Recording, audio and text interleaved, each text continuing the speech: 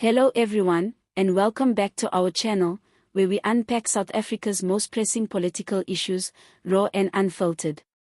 If you haven't already, make sure to like, subscribe, and leave your thoughts in the comments.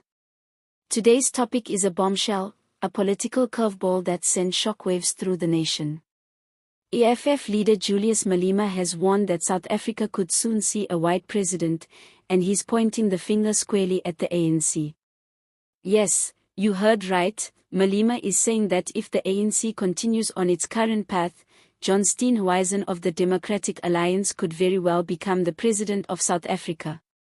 Let's break down what happened, what it means, and why it has the potential to reshape our entire political landscape. In a recent public address, Malema didn't mince his words. He issued a fiery warning to the ANC, accusing them of arrogance, betrayal, and losing touch with the people. According to him, the ruling party is sleepwalking into political disaster, and the consequence may be that the country ends up with a white president, something many South Africans never imagined in the post-apartheid era. Malema said, "This country will have a white president, John Steenhuisen, if the ANC continues to behave the way it's behaving." He went even further, saying the EFF is prepared to side with the DA in a motion of no confidence against President Cyril Ramaphosa. And not only that, the EFF would vote against the president with the DA and then abstain when it's time to elect a new leader, potentially leaving the door wide open for Steenhuisen to take the reins. Now, let's not underestimate the significance of this statement. This isn't just typical political posturing. Malema is reminding the ANC and the country that the EFF holds significant leverage in parliament, especially in a post-2024 landscape that is likely to feature coalition governments or a weakened ANC majority. He's saying, in no uncertain terms, "We warned you before, and we are ready to act." Malema claims the EFF issued a similar warning as far back as 2016. Back then, the ANC shrugged it off. But now, in 2025, the stakes are higher, the political ground more unstable, and the unity within opposition parties much stronger than before. What's happening here is not just a critique of ANC governance, it's a calculated signal that alliances are shifting, and no one is untouchable anymore. At the heart of Malema's frustration is the ANC's perceived arrogance in power-sharing agreements and its unwillingness to engage meaningfully with opposition parties, even when those parties hold key influence over legislative processes. Since the idea of a government of national unity began circulating, the ANC has made efforts to appear open to collaboration. But in practice, many in the opposition feel the ruling party still wants to dominate rather than cooperate. Malema's remarks highlight a growing divide not just between the ANC and opposition parties, but also within the broader framework of coalition politics. The ANC seems to want support without compromise, votes without negotiation, and loyalty without inclusion. But that's not how multi-party democracy works. The EFF, love them or hate them, are making it clear that they will no longer be passive participants in a system that marginalizes them. Let's pause here and consider what it would mean, politically, symbolically, and socially, if South Africa did see a white president rise to power under these conditions. John Steenhuisen is not just any opposition leader. He's the head of the Democratic Alliance, a party that, despite efforts to broaden its appeal, is still widely viewed as catering to white and middle-class interests. For many black South Africans, the idea of a DA president is uncomfortable, if not outright alarming.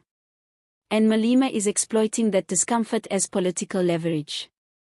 By positioning Steenhuisen as the potential future president, Malema is painting a vivid picture of what he sees as the ANC's betrayal of its historical mission.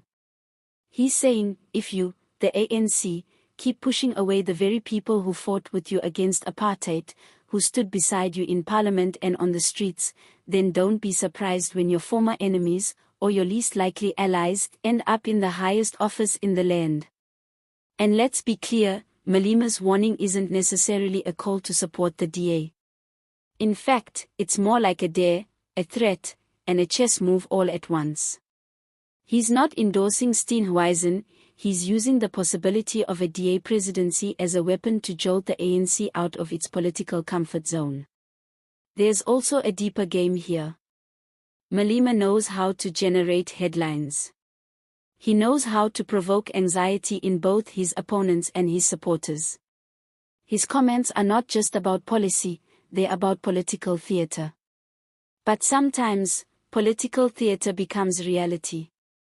Just ask any historian of the Zuma years. So while some may laugh off his remarks as dramatic, others are taking them as a sign of serious unrest brewing under the surface. Now, political commentators are divided on whether this is a realistic scenario or just a scare tactic. Some argue that Malema is bluffing, trying to pressure the ANC into reforms or concessions. Others believe it's a warning with teeth, that if the right combination of votes and abstentions takes place, a surprise election result could make John Steenhuisen president. One thing's for sure, South Africa is entering a period of political unpredictability. Coalitions are becoming the norm, not the exception. No party, not even the ANC, can assume dominance going forward. And in that environment, every vote counts, every alliance matters, and every warning from someone like Julius Malema needs to be taken seriously. So where does this leave President Cyril Ramaphosa? Frankly, in a vulnerable position. A successful motion of no confidence would not only end his presidency but could plunge the country into a fierce power struggle, one that may not favor the ANC. The stakes are incredibly high, and the fractures in the ruling party are more visible than ever before. If the ANC wants to survive this political storm, it needs to wake up. It needs to start engaging its critics, rebuilding trust with its former allies, and restoring public confidence in its leadership.